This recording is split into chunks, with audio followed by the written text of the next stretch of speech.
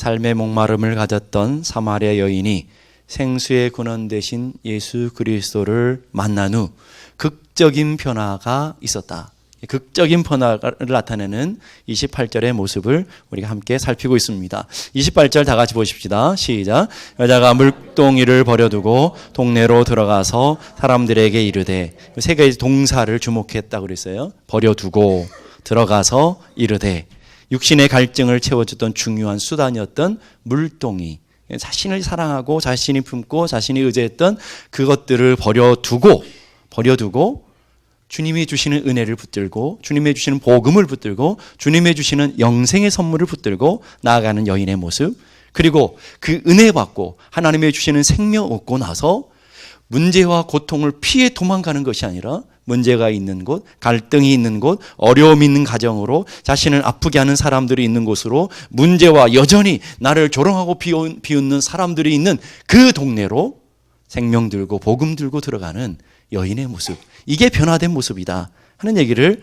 했습니다. 그리고 오늘 세 번째 단어, 이르되, 가서 그냥 머물러 있는 것이 아니라, 조용히 사는 것이 아니라 자신의 입술을 통하여, 자신의 삶을 통하여 그리스도를 온전히 드러내는 축복의 통로로, 복음의 통로가 되어지는 여인의 모습을 발견하게 됩니다. 29절, 와서 보라 이는 그리스도가 아니니. 가서, 여인이 입에서 나온 최초의 말이 뭐라고요? 나 돈 벌었다 이게 아니라고요. 나 성공했다, 나 행복하다 이런 게 아니고, 와서 봐라, 내가 메시아를 만났다. 와서 봐라, 이분이 정말 메시아가 아니냐. 메시아를 증거하고 예수 그리스도를 소개하는 그 기쁨과 감격, 내가 얻은 이 영생의 축복, 내가 얻은 이 감격, 내가 얻은 이 축복을 내 입술을 통해서, 내 삶을 통해서, 내가 서 있는 곳에서 주님 높임 받으시도록 드러내는 그런 삶을 살아내고 있더라는 거예요. 오늘 여러분도 여러분이 복음의 능력과 하나님의 거룩한 은혜를 가진 사람으로서, 여러분이 문제가 있는 가정으로 가서, 여러분이 아픔이 있는 여러분의 직장으로 가서, 수많은 갈등과 어려움이 있는 여러분의 삶의 터전으로 가서 어떻게 해야 되겠어요? 그 은혜를 드러내며 그 은혜를 보여주며 살아가는 복된 삶이 돼야 될 줄로 믿습니다. 스라쿠사의 왕 히에론이라고 하는 사람이 유명한 물리학자의 수학자인 아르키메데스를 불러서 명령을 했어요. 자기가 지금 왕관을 하나 얻었는데 그 왕관이 순금으로 되어져 있는 것인지 확인하기 바란다. 당시에 과학이 발달되지 않은 시대였으니까 그럼 뭐 무슨 수로 그걸 알아내겠어요? 그런데 조건이 하나 있는데, 왕관은 절대 손대면 안 돼. 왕관은 하나도 흠이 없이 그걸 알아내라는 거예요.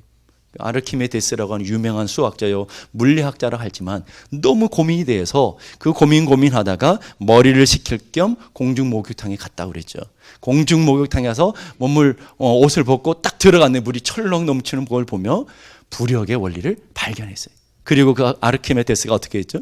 벗은 몸으로 거리 가서 유레카 소리 질렀다는 거죠. 나는 발견했다, 알았다. 여러분, 부력의 원리 하나 발견해도 이렇게 기쁘고 이렇게 자랑스럽고 이렇게 사람들 앞에서 벗은 몸인 줄도 모르고 창피한 줄도 모르고 그렇게 나아가는데, 그 부력의 원리하고 비교할 수 없는 영원한 생명을 얻고 영원한 복음을 가지고 영원한 하나님 나라를 발견한 여러분의 삶은 어떻게 사셨나는 거예요. 여러분 예수님 만난 그 기쁨과 은혜를 한 주간 동안 여러분 어떤 삶으로 나타났냐라는 거예요. 여러분의 가정 속에, 여러분의 직장 속에서 빛으로 증거되어지고 소금으로 증거되어져서 그리스도의 군사로 드러내는 그런 놀라운 삶을 살아야 되는데, 그 기쁨과 그 복음의 능력을 가졌다고 한다면 그리스도의 군사로 담대하게 살아내야 되는데, 우리는 그리스도의 비밀 군사들이야. 예? 아무도 몰라 내가 그리스도인인지. 아무도 몰라. 내 입술로도 얘기도 하지 않고 내 삶으로 드러나지 않아요. 그래서 예수 믿는지 안 믿는지 아무도 모르는 비밀 요원들인 거예요. 여러분 대단한 분들이에요. 예? 대단한 특정의 정의 용사들 아니에요. 비밀 요원은 누군지 모르잖아요. 007 작전을 하시다가 돌아오신 분들 얼마나 많으냐라는. 사도 바울은 로마서 1장 16절에 내가 복음을 부끄러워하지 아니하노니.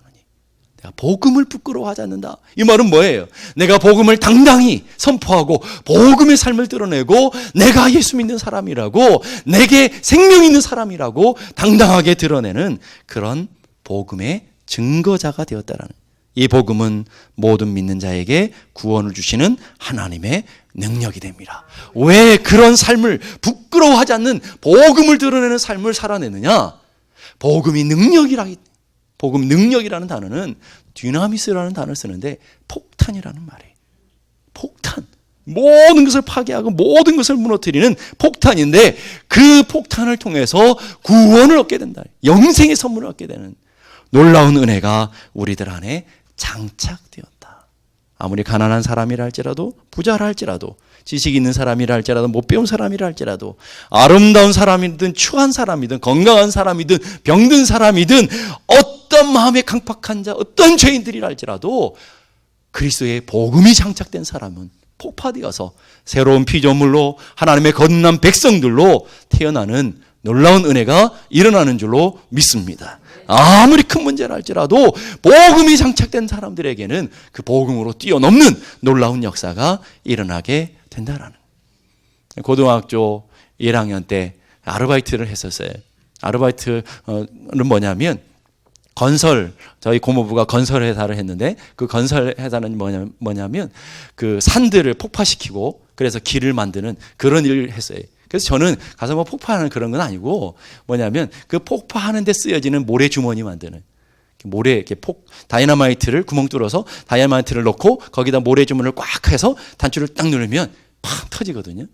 그런데 구멍을 뚫고 다이너마이트를 넣고 저희들이 아르바이트에서 만든 그 모래 주머니들을 꽉 넣고 탁 했더니 산이 하나가 없어져 버려요. 놀라시지 않을 줄 알았어요. 아니, 눈앞에 있어서 산들이 다 사라져 버리더라니까요. 그 폭탄의 위력, 그 산들이 변해서 길이 되더라니까요.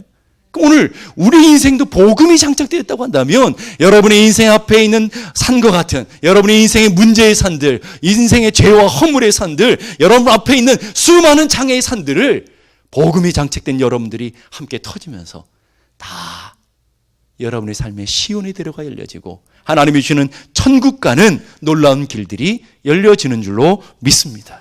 이게 복음의 능력이라는 거예요. 그게 하나님이 여러분 한 사람 한 사람이 주시는 놀라운 은혜요 축복인 것을 믿을 수 있기를 바랍니다. 그 생명, 그 축복이 우리가 어떻게 받았다고요? 그 생명 축복을 우리가 어떻게 받았어요? 돈 주고 사셨어요? 여러분이 착한 일을 많이 해서 보너스로 하나님 주셨어요? 어떻게 받았어요? 오늘 고린도전서 15장 10절에 이렇게 말해. 그러나 나의 나 된 것은 하나님의 은혜로 된 것이니. 거죠. 하나님 주신 선물로, 하나님 주신 축복으로, 하나님 주신 능력으로 우리가 얻게 되었다라는 거예요.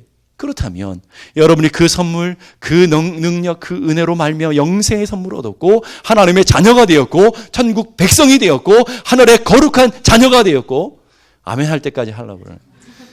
별로 감동이 없나 봐요. 그런 분들이 다 되신 줄로 믿습니다. 그럼 고맙잖아요. 감사하잖아요. 그 은혜가 너무 놀라워요.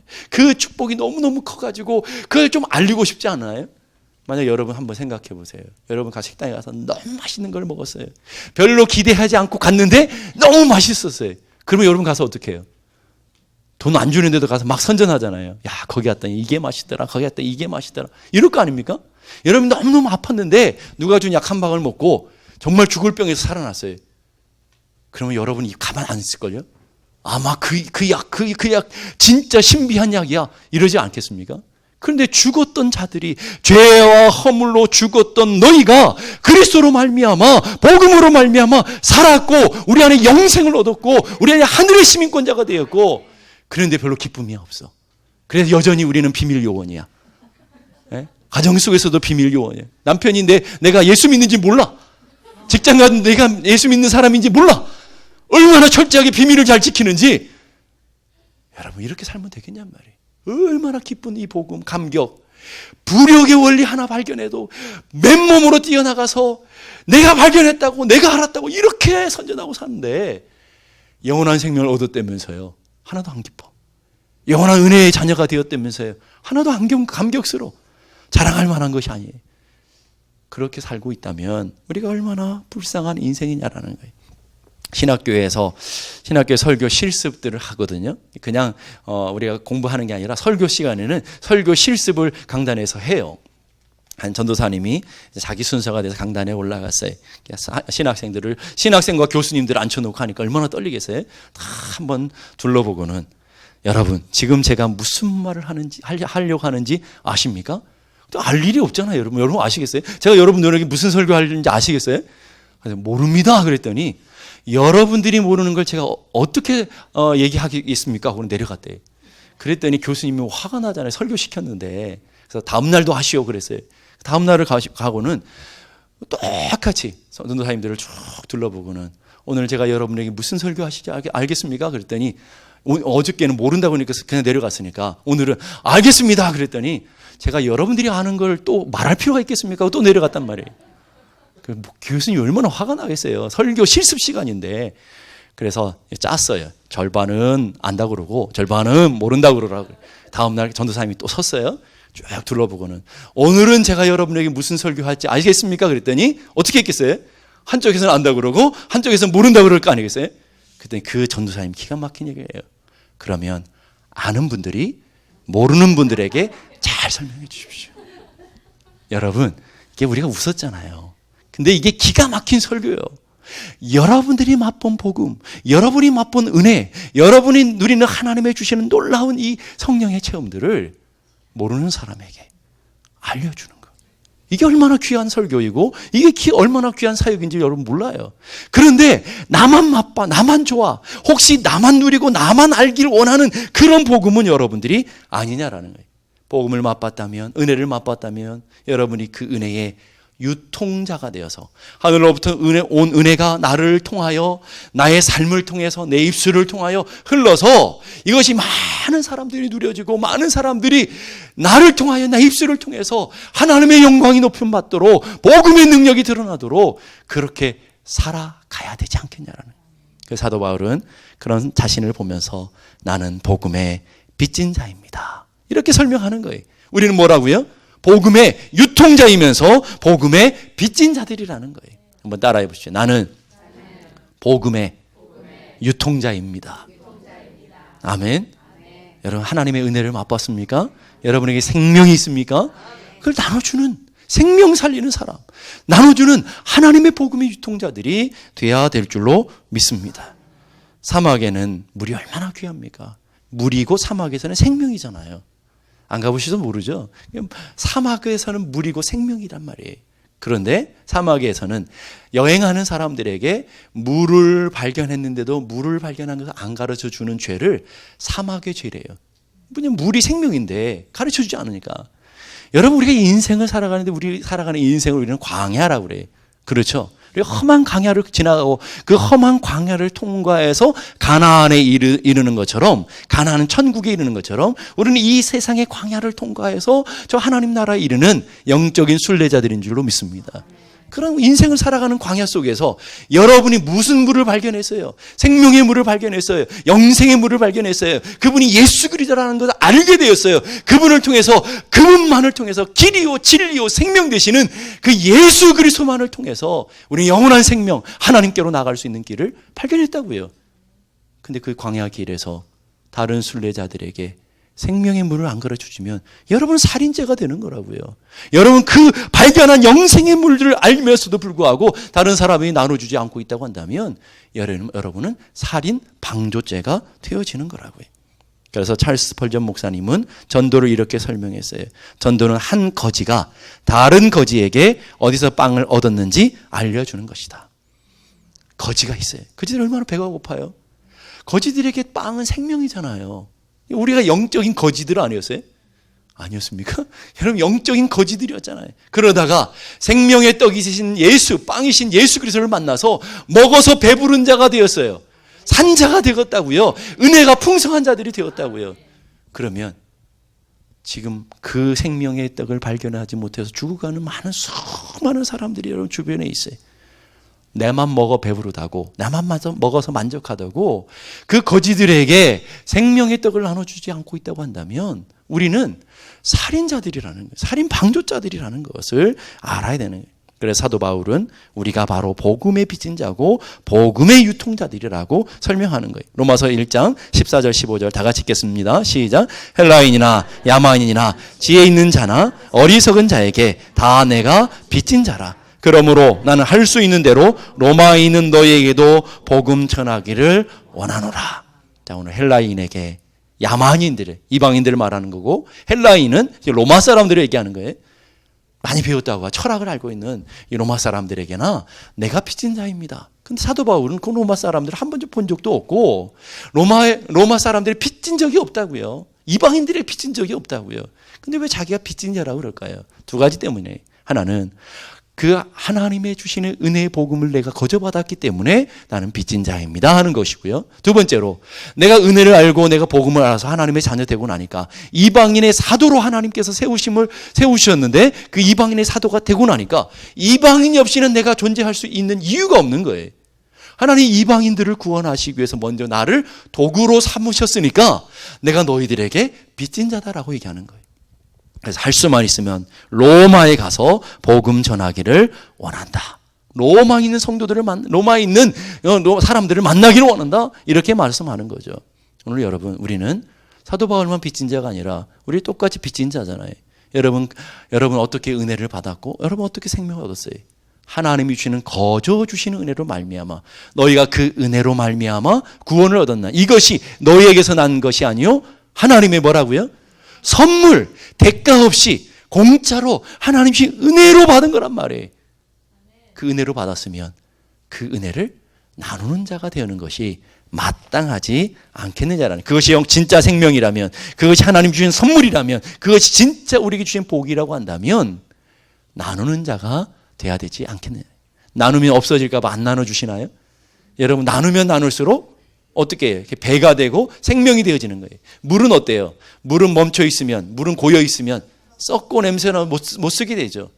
물만 그런 게 아니에요. 여러분, 은혜도 그렇다고요.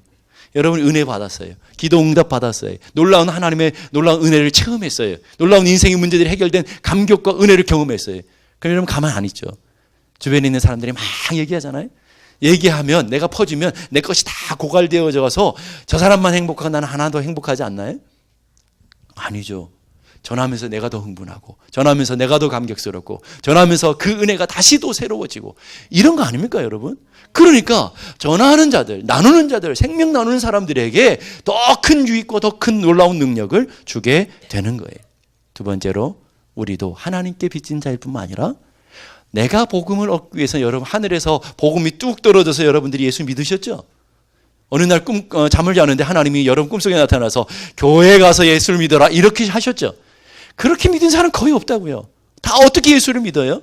주변에 먼저 은혜를 알고, 먼저 복음을 알고, 먼저 하나님의 자녀된 자들이 그 은혜에 감사하며 그 은혜에 감격해서 나누어줬기 때문에, 누군가 나에게 나눠줬기 때문에 오늘 내가 그 은혜를 누리고 있는 거 아니에요? 그러면 우리도 그 은혜에 빚진 자들이 되어지는 거잖아요. 우리가 복음이 거저된 것이 아니죠. 우리 땅에 복음이, 대한민국 백성들에게 복음이 그냥 복음이 온 게 아니잖아요. 대한민국에 가면 마포라는 곳이 있어요. 마포를 들어보셨나요? 마포 갈비만 생각하지 마시고 마포에 가보면 양화진이라는 곳이 있어요. 양화진은 왜 유명하냐면 양화진에 외국인 묘지가 있어요. 저는 신학교 다닐 때 힘들거나 마음이 좀 고단하면 그 외국인 묘지를 많이 갔었어요. 왜 가냐면 거기다 대부분 선교사님들 이 땅에 복음 증거하기 위해서, 이 땅에 하나님의 은혜를 나타내기 위해서 대한민국 와서 순교하거나 또 뭐 병에 걸려서 죽거나 이런 분들이 대다수가 있거든요. 뭐 의사들도 있고 막 정기했던 분들도 있는데 그분들이 자기 영광, 자신의 모든 삶을 다 포기하고 복음 하나만을 위해서 낯선 조선까지 와서 복음 증거하다가 죽은 많은 선교사님들이 있거든요. 거기에는요, 무덤 가운데는 한 달밖에 못 산 아이들의 무덤도 수록해요. 1년 산 아이들. 무엇 때문에? 부모가 이 땅에 와서 선교한다고 오느라고 자녀들까지 왔다가 풍토병에, 당시에 조선이 문명국이 아니었잖아요. 풍토병에 걸려서 죽어가는 수많은 생명들. 그 생명의 대가로 오늘 내가 복음을 누리는 거라고요. 그 생명의 대가로 오늘 내가 은혜를 누리고, 그 생명의 대가로 오늘 내가 영생의 선물을 얻은 거라고요. 그 우리 그 빛을 갖고 있는 거라고요. 그래서 오늘 여러분 그 은혜를 나누는 자들이 돼야 될 줄로 믿습니다. 하나님이 어떤 방법으로 자신들의 백성들을 추수하시는지 하나님의 일하심의 방법이 성경에 잘 기록되어 있어요. 요한복음 1장에 보면 안드레가 예수님을 만나죠. 예수님을 만나요. 예수님과 함께 가다 예수님 메시아라는 걸 발견하잖아요. 예수님의 은혜를 누려요. 생명을 얻어요. 그리고 가만히 있나요? 그렇지 않잖아요. 형제 시몬을 찾아가서 내가 메시아를 만났다. 내가 예수 그리스도 그 메시아 되시는 예수를 만났다. 복음을, 생명을 나눠주잖아요. 그 시몬이 누가 돼요? 나중에 베드로, 위대한 사도가 되어져서 수많은 교회를 세우고 수많은 복음을 낳는 위대한 삶을 살아내잖아요. 좀 더 가면 예수님이 빌립이라는 제자를 찾아가죠. 그래서 빌립과 함께 거하요. 빌립 보니까 이분이 메시아인 것을 발견해요. 그 은혜를 누리고 그 축복을 누렸던 빌립은 가만히 있었나요? 아니에요. 자신의 사랑했던 나다네일이라고 하는 그 사람을 찾아가서 내가 메시아를 만났다. 와서 봐라. 복음을 증거함으로 나다나엘이 예수님을 만나게 되어지고 영원한 생명과 복을 누리게 되는 것을 보게 됩니다. 여러분, 복음은 그렇게 증거되는 거예요.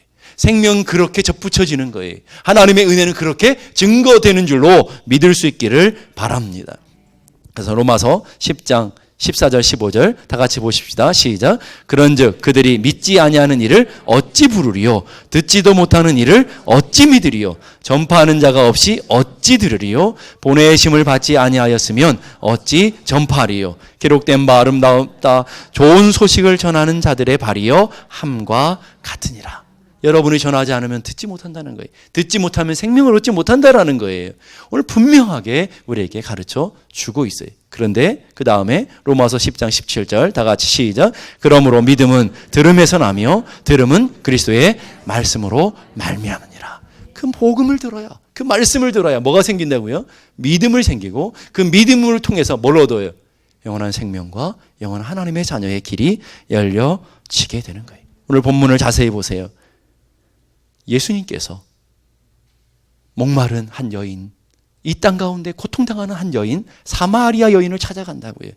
그 사마리아 여인과 깊은 영적인 교제를 나누게 되죠. 영적인 대화를 하게 돼요. 그랬더니 그 사마리아 여인이 영적인 눈이 뚫려서 예수 그리스도를 메시아로 만나게 된다고요. 그랬더니 사마리아 여인이 가만히 있나요? 고통이 있고 아픔이 있는 곳으로 다시 나가서 은혜 받은 자가, 생명 얻은 자가 가서 복음을 증거하는 모습이 나타나잖아요. 29절 와서 보라 이는 그리스도가 아니냐. 가서 와서 보라 내가 메시아를 만났고 이분이 그리스도가 아니냐 라고 선포하게 되죠. 그랬더니 30절 다 같이 읽겠습니다. 시작. 그들이 동네에서 나와 예수께로 오더라. 동네에서 나왔어요. 그 고통의 자리에서 나와서 누구께 온다고요? 예수께로 나왔어요. 그냥 나왔나요? 그 다음 보니까 39절로 가보세요. 그 사마리아 사람들이 어떻게 변하는지 39절 다 같이 시작. 여자의 말이 내가 행한 모든 것을 그가 내게 말하였다 증거함으로 그 동네 중에 많은 사마리아인이 예수를 믿느니라. 자 보세요. 복음을 듣고 예수를 만났더니 예수를 믿게 되고 영원한 생명을 누리게 되고 하나님의 자녀가 되어진 거예요. 여러분 이 세상에서 가장 귀한 게 뭐예요? 가장 소중한 게 뭐예요? 어떤 분은 돈 그럴 거예요. 어떤 분은 자식 그럴 거라고요. 어떤 사람은 배우자 그러실 분은 없겠지만 뭐 그럴 수도 있겠죠. 뭐 각자마다 소중한 것들이 있을 거 아니에요. 그런데 누가 봐도 가장 소중하다고 생각하는 건 뭐예요? 생명 아닙니까?